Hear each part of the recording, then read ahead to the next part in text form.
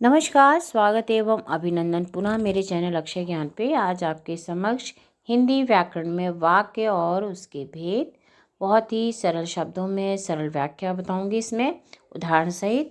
तो हम सर्वप्रथम जान लेते हैं कि वाक्य क्या होता है। वाक्य यानी शब्दों का वह समूह जो पूर्ण अर्थ प्रकट करता है। जैसे राम स्कूल गया, बगीचे में फूल खिले हैं, ये सार्थक वाक्य हैं, सही है, इसमें व्याकरण का सही उपयोग किया गया है। तो हम बच्चों को पहले वाक्य के हम बता सकते हैं कि वाक्य की रचना कैसे हुई। ठीक है, वर्ण अक्षर, ठीक है, वर्ण से अक्षर बना, अक्षर से शब्द बने, शब्दों से वाक्य बना हुआ। वाक्य के भेद, हम ये छोटे बच्चों के लिए वीडियो तैयार किए हैं, कक्षा 6, 7, 8 के लिए, 5, 6, 7, 8 के लिए है ये। जैसे वाक्य के मुख्य भेद हैं दो, वाक्य रचना के आधार पर, दूसरा अर्थ के आधार पर।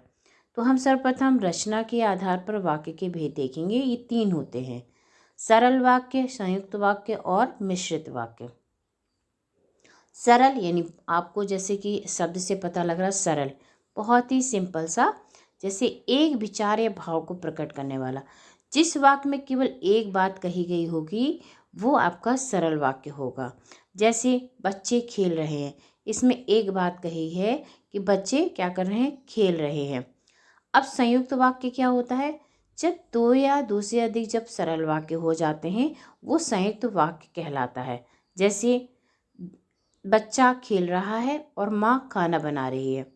तो बच्चा खेल रहा है और माँ, इसमें कितनी दो बातें कही हैं। एक तो एक बात कही है कि बच्चा खेल रहा है, और दूसरी इसी में बात क्या जोड़ दी गई है कि माँ भोजन पका रही है, खाना बना रही है। ठीक है, तो ये हमारा संयुक्त वाक्य हो गया।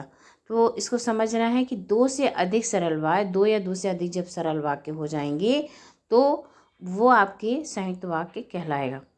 तीसरा है मिश्रित वाक्य। अब इसमें क्या होता है, एक प्रधान वाक्य हो और दूसरा उस पर आश्रित वाक्य होंगे। जैसे पुत्र होता है अपने पिता पर आश्रित होता है, ठीक है, जो बछड़ा होगा अपनी गौ माता पर आश्रित होगा। उसी तरह से देखिए वाक्य इसमें होगा जो एक दूसरे पर आश्रित होते हैं। उदाहरण क्या देखेंगे, जब बारिश हुई तब हम घर आए, या जब बारिश बंद हुई तब हम घर आए। यानी मुख्य क्या इसमें था, बारिश बंद हो गई तभी हम आ पाए, जब बारिश हुई तो हम घर आए। ठीक है, अगर बारिश नहीं, मतलब बारिश शुरू हो गई होगी वहाँ पे वो घर आ गया। तो मुख्य क्या इसमें प्रधान वाक्य हमारा बारिश हुई। दूसरा है जब गर्मी की छुट्टियां समाप्त हुई तब विद्यालय खुले। तो इसमें जो प्रधान वाक्य है कि जब गर्मियों की छुट्टियां समाप्त होगी तभी विद्यालय खुले जाएंगे। तो इसके बाद ये हमारा अब है अर्थ के आधार पर वाक्य के भेद। तो ये हमारे 8 होते हैं। 8 नहीं, अब 5 होंगे, 3 हो चुके हैं, 3 और हैं, 5 और हैं। विधिवाचक वाक्य है किसी कार्य के होने का कथन। ठीक है, एक क्या विधि वाक्य होगा, जैसे राम स्कूल जा रहा है, किसी कार्य का होना, यानी इसमें कार्य क्या हो रहा है, राम स्कूल जा रहे हैं। निषेधात्मक वाक्य, ठीक है, कार्य के ना होने का कथन। विधिवाचक में क्या था, कार्य हो रहा है, और निषेधात्मक वाक्य में क्या होगा, जिसको हम लोग नेगेटिव बोलते हैं, कि इसमें कार्य नहीं हो रहा है, कार्य के ना होने का कथन, यानी उसका इसमें अभिप्राय स्पष्ट हो रहा है, वह स्कूल नहीं जाएगा, इसमें कार्य नहीं होगा। ऊपर में राम स्कूल जाता है, स्कूल जा रहा है, और निषेधात्मक में क्या होगा, वो नहीं होगा। प्रश्नवाचक, किसी बात को पूछने के लिए, जैसे क्या तुम स्कूल जाओगे, कुछ भी, क्या तुम्हारा क्या नाम है, इस तरह के कई प्रश्न जो होते हैं इसमें प्रश्नवाचक चिन्ह का प्रयोग किया जाता है। जिसमें हम प्रश्न करते हैं वो प्रश्नवाचक होता है।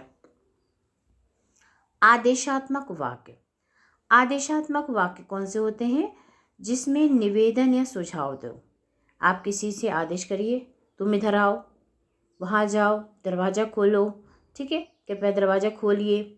आप कभी आदेश करें, कृपया मेरी छुट्टी सैंक्शन कर दीजिए, तो हमने उसमें निवेदन किया, ठीक है, प्रार्थना की, है ना, कि हमारी छुट्टी को आप अप्रूव कर दीजिए। ठीक है, इस तरह से हम शब्दों का मतलब इसमें आदेशात्मक, कृपया दरवाज़ा बंद कर दीजिए।